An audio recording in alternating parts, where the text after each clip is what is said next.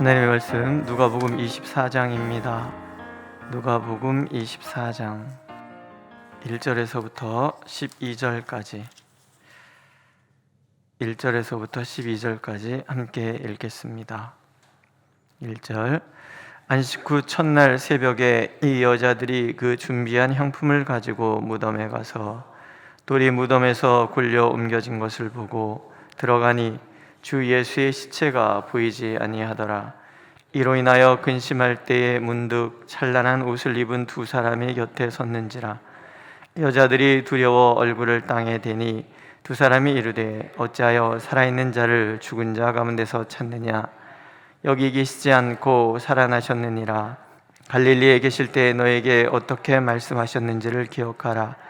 이르시기를 인자가 죄인의 손에 넘겨져 십자가에 못 박히고 제3일에 다시 살아나야 하리라 하셨느니라 한데, 그들이 예수의 말씀을 기억하고 무덤에서 돌아가 이 모든 것을 11 사도와 다른 모든 이에게 알리니, 이 여자들은 막달라 마리아와 요한나와 야고보의 모친 마리아라. 또 그들과 함께한 다른 여자들도 이것을 사도들에게 알리니라. 사도들은 그들의 말이 허탄한 듯이 들려 믿지 아니하나 베드로는 일어나 무덤에 달려가서 구부려 들여다보니 세마포만 보이는지라. 그 된 일을 놀랍게 여기며 집으로 돌아가니라. 아멘. 새로 만든 찬송가에 빠져있는 찬송인데요, 지난밤에 나 고요히라는 찬송이 있습니다. 지난 밤에 나 고요히 잠들어 쉬었네, 그런 찬양이에요. 동력하늘 솟아오는 햇빛이 반가워 내 가슴을 다 활짝 펴 목소리 높여서 전능왕께 감사드려 한 찬송 부르네, 이런 찬양입니다. 제가 제일 좋아하는 찬양이었는데 이걸 빼버려갖고 굉장히 이번에 찬송가 편집위원들을 제가 별로 안 좋아하거든요. 근데 이 찬양을 제가 왜 좋아하냐면, 어느 날 새벽에 눈을 떴는데 제 창문으로 해가 쫙 비치는데 저도 모르게 이제 이 찬양이 막 나온 거예요. 아, 진짜 좋다, 이런 거구나 새벽이라는 것이. 저희 둘째 이름이 서잖아요. 연서, 서자가 새벽 서자입니다. 관공서에 해가 비치는 모습을 형상한 글자인데, 제가 그 글자를 이렇게 보면서 그런 생각이 들었어요. 캄캄했던 어둠에 관공서가 해가 딱 떠오르는 거예요. 어둠이 짙었던 세상이 이제 해로 인해서 쫙 환해지는 거죠. 이 새벽이라는 것 자체가 어둠을 뚫고 찾아오는 빛이잖아요. 새로운 날의 시작이고 또 희망이고, 새벽 안에는 참 여러 가지 의미가 담겨져 있다, 그런 생각이 듭니다. 근데 오늘 말씀을 보세요. 이렇게 시작이 됩니다. 안식 후 첫날 새벽에. 하나님께서 6일 동안 세상을 창조하시고 7째 날 쉬셨습니다. 그리고 피조물이 맞이하는 첫 번째 새벽이 있었습니다. 8일째 되는 날이죠. 예수 그리스도의 그 순환, 그 깊은 고난의 밤, 슬픈 밤이 지나고 났을 때 찾아오는 첫날, 그날이 안식 후 첫날 새벽에 하나님이 안식하시고 온 피조물이 맞이했던 새로운 그날의 시작, 피조물들이 이제 하나님의 창조의 섭리 가운데 첫 발을 내딛는 바로 그날처럼, 안식 후 첫날 새벽은 예수 그리스도께서 십자가의 고난으로 이루신 속량의 그 은혜를 나눌 수 있는 첫날이 되는 거예요.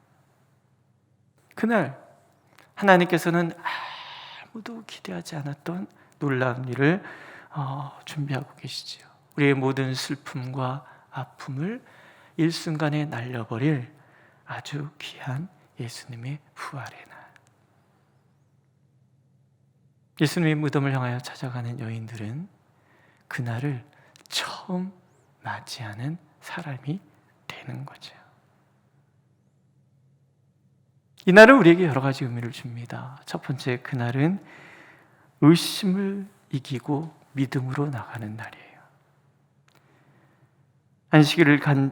안식일이 지나기를 간절히 기다렸던 여인들이, 이스라엘 백성들 안식일에는 걸어갈 수 없으니까, 일을 할 수 없으니까 기다렸던 여인들이 새벽같이 일어나서 예수님의 시신의 발을 향유와 향품을 들고 무덤으로 가고 있습니다. 여기까지는 그들은 슬픔의 여인들이었어요. 죽음에 지배당하는 그런 절망의 여인들이었어요. 그런데 그들의 눈에 놀라운 광경이 펼쳐지죠. 돌 무덤에 그 돌이 옮겨져 있는 거예요. 무덤이 열려 있는 거죠. 예수님의 시체가 보이질 않아요. 오늘 성경은 그 여인들의 모습을 이렇게 설명하지요. 이로 인하여 근심할 때. 예수님이 십자가에서 처형당하시던 그때 유대인들의 시선을 아랑곳하지 아니하고 곁을 지켰던 여인들이에요. 그럴 만큼 예수님을 사랑했고 용기를 갖고 있었지만 이들에겐 정작 예수께서 부활하실 거라는 기대는 없었다라는 거죠. 잊어버린 거죠. 찬란한 옷을 입은 두 사람이 그들에게 찾아와서 얘기합니다. 어찌하여 살아있는 자를 죽은 자 가운데서 찾느냐? 여기 계시지 않고 살아나셨느니라. 놀라운 얘기죠? 기독교는 죽음의 종교가 아닙니다. 기독교는 생명의 종교입니다. 죽은 데서 무엇을 찾는 것이 아니라, 죽음이 지배하는 세상 속에서 무엇을 찾는 것이 아니라 생명의 주님 안에서 생명을 찾는 것, 이것이 기독교입니다. 죽음의 자리에 내가 머물러 있는 것이 아니라 생명의 자리에 머물러 있다는 것을 확인하는, 어둠의 자리가 아니라 빛의 자리에 계신 예수님을 만나는 사람들, 그들이 그리스도인들인 거예요. 예수를 믿기 때문에 어둠의 법칙이 아닌, 죽음의 법칙이 아닌 생명의 성령의 법에 의해서 이끌림을 받는 사람들. 그래서 우리는 죽음의 자리에서 예수님을 찾지 않아요. 생명의 자리에 계신 예수님을 찾고, 죽음의 자리에서 찾으라는 것이 아니라 생명의 자리에서 희망을 품는 사람. 의심의 먹구름이 거쳐지고 믿음의 밝은 날을 맞이하는 사람들이 우리라는 거죠. 믿으십니까? 부활의 이날은요, 하나님의 말씀이, 하나님의 약속이 성취되는 날이에요. 천사들이 말을 합니다. 갈릴리에 계실 때 너희에게 어떻게 말씀하셨는지를 기억하라. 여인들의 행동을 보세요. 그들이 예수의 말씀을 기억하였다. 천사는 말씀을 기억하라. 여인들은 말씀을 기억합니다. 예수님이 이렇게 말씀하셨어요. 인자가 죄인의 손에 넘겨져 십자가에 못 박히고 제3일에 다시 살아나야 하리라. 여인들이 이 말씀을 기억해내는 거예요. 유독 누가복음 24장에서 말씀의 성취에 대한 얘기를 반복해서 우리에게 들려줍니다. 오늘 7절 어떻게 말씀하셨는지를 기억하라. 8절 예수님의 말씀을 기억하고, 25절 선지자의 말한 모든 것을 마음에 더디 믿는 자들이여 모든 성경에 쓴 바 자기에 관한 것을 자세히 말씀하시니라. 44절 모세의 율법과 선지자의 글과 시편에 나를 가리켜 기록된 모든 것이 이루어져야 하리라 한 말이 이것이니라. 마음을 열어 성경을 깨닫게 하시고, 부활은 약속의 성취, 곧 예수님의 부활의 이 첫 새벽은 하나님의 약속의 성취의 날이라. 부활의 신앙이라는 것은 우리에게 주신 이 하나님의 말씀이 오늘 나의 삶 속에 그대로 성취되는 것을 경험하는 신앙이라는 거예요. 우리는 죽은 말씀 얘기하는 것이 아니에요. 혹은 3,000년 혹은 2,000년 된 어떤 캐캐묵은 고서를 우리가 읽고 있는 것이 아니라는 거예요. 하나님의 살아계신 말씀, 오늘도 우리 가운데 약속하시고 그 약속을 성취하시는 그 하나님을 믿는 그것이 부활의 신앙이라. 신학교 다닐 때 어느 날 기독론 시간에 제 뒤에 앉았던 형님이죠. 전사님이 저한테 물어봤어요. 정전도사, 예수님 봤어? 예수님 보셨어요? 예수님 보신 분들 못 보셨어요? 우리 못 봤어요, 그죠? 근데 어떻게 봐요? 말씀으로 보는 거예요. 약속을 통해서 보는 거예요. 약속의 성취를 통해서 우리는 봅니다. 믿음 안에서 우리는 예수 그리스도께서 살아계시다는 것을 만나는 거죠. 성령께서는 오늘 그것이 2000년 전의 그 새벽이나 오늘 이 새벽이 다르지 않다는 것을 오늘 우리에게 재현시켜 주시는 거예요. 이게 성령의 놀라우신 사역이고 은혜인 거예요.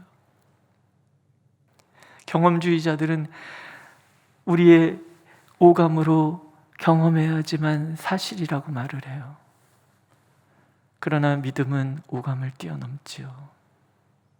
오늘도 변함없이 말씀하신 그대로 역사하시는 하나님, 그 증거가 예수 그리스도의 부활이라는 것이고, 그 예수 그리스도의 부활을 우리는 말씀을 통해서 아는 거죠.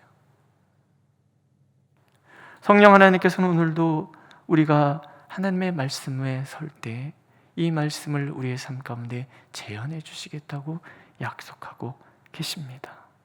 부활의 날은 그래서 성취의 날인 거예요. 성취의 시작이고 성취를 날마다 경험하고 간증하는 그 날들의 시작인 거죠. 세 번째로 부활의 날은 회복의 날입니다.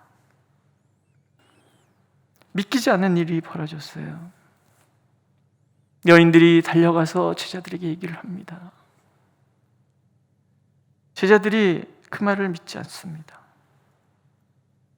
사도들은 그들의 말이 허탄한 듯이 들려 믿지 아니한다. 허탄하다고 생각하는 거예요. 베드로가 달려갑니다. 무덤에 들어가서 세마포만 보이는 그 장면을 확인하는 거죠. 그런데 보세요. 놀랍게 여기며 집으로 돌아갔다. 베드로는 예수님을 찾아 나서지 않아요. 다시 제자들에게로 뛰어가지 않아요. 나도 봤어. 정말 무덤이 비어 있었어. 그렇게 말하지 않아요. 집으로 돌아가요. 왜 돌아갔을까요? 우리는 요한복음 21장에서 베드로의 마음을 읽어볼 수 있습니다. 면목이 없는 거죠. 정말 예수님이 부활하였다면 너무나 부끄러운 사람이 베드로인 거예요. 그렇게 큰 소리 쳤는데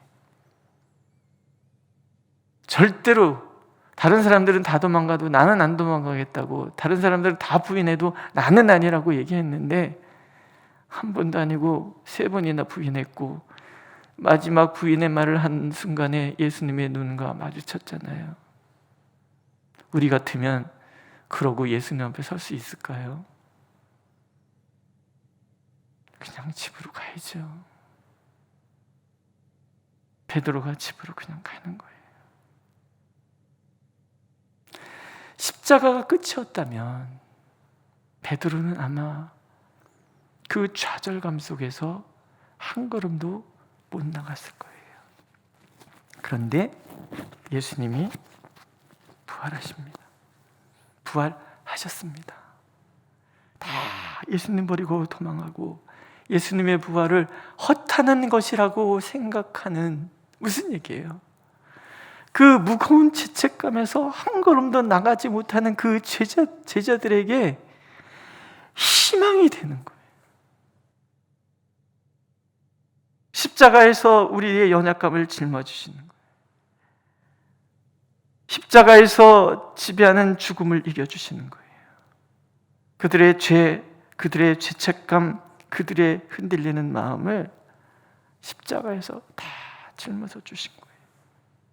십자가에서 아버지께 그들의 죄를 용서해 주시기를 구할 때 이미 그들의 모든 연약함, 그들의 실패, 그들의 배신도 다 주님의 것이 돼요. 부활은 우리들의 모든 연약함, 우리들의 실패를 끊어내는 새로운 시작을 우리에게 알리는 시간이란 말이죠. 십자가가 끝이 아닌 새로운 시작이듯 실패의 자리가 끝이 아니라 실패의 자리는 새로운 희망의 시작이라는 거죠. 그래서 예수 믿는 사람들은요, 무너질지언정 주지 않는 사람들은 아니라는 거예요. 다시 일어나고 또 일어나고, 상한 갈 때 같고 꺼져가는 심지 같아서 아무짝에도 쓸모없는 그런 행동을 일삼는 삶이지만, 그러나 또 일어나고 또 일어나고 결국은 꽃을 피우고 결국은 열매 맺는 삶을 살아내는 그런 삶, 이게 부활인 거예요. 집으로 돌아간 베드로를 예수님께서 찾아가시잖아요. 물어보시잖아요. 봐요, 시몬의 아들, 요나의 아들 시몬아, 네가 이 사람들보다 나를 더 사랑하느냐? 늘 비교의식, 경쟁의식에 사로잡혀 있다가 좌절한 베드로에게 예수님께서는 아무 조건 없는 사랑을 물어보시는 거예요. 나를 더 사랑하느냐? 하룻밤도 못 넘기는 무기력한 사랑의 소유자 베드로에게 멈추지 않는 그 사랑으로 예수님이 찾아오시는 거예요. 자책에서, 통곡에서 벗어나도록, 실패의 자리를 털고 일어서도록 예수님께서 찾아오시는 거죠. 그래서 부활의 이날은 회복의 날이에요. 사랑의 회복, 사명의 회복. 그래서 다시 나의 본질로 돌아가는 그날, 실패가 아니라 승리로, 무가치함이 아니라 진정한 보배로 거듭나는 시간. 예수님의 부활은 허탄한 듯 싶어하는 우리의 마음을 새롭게 하서 기쁨과 희망으로, 감사로, 찬양으로 바꾸어 주시는 그런 날이라는 거죠. 오늘도 우리에게 예수님은 새로운 새벽으로 다가오십니다. 어제 일은 다 지나가고 오늘 맞이하는 놀라운 그날. 그래서 오늘은 멋진 날입니다. 믿으십니까? 한번 해보시겠습니까? 오늘은 참 멋진 날이 될 거야. 그렇게 멋진 날을 보내시기를 주님의 이름으로 축복합니다. 기도하겠습니다. 주님이 부활하신 그 첫 새벽이 우리에게 생명의 시작임을 깨우쳐 주시니 감사를 드립니다. 주님이 부활하심으로 우리에게 약속의 성취가 하나님의 선물임을 알게 하시니 감사를 드립니다. 주님이 부활하심으로 우리의 실패와 우리의 좌절이 새로운 용기와 희망으로 변하게 되었음을 감사를 드립니다. 그렇게 부활의 신앙을 덧입은 우리가 오늘도 멋진 날을 맞이하고 멋진 날을 이루어갈 수 있도록 은혜를 베풀어 주시옵소서. 예수님의 이름으로 기도드렸습니다. 아멘.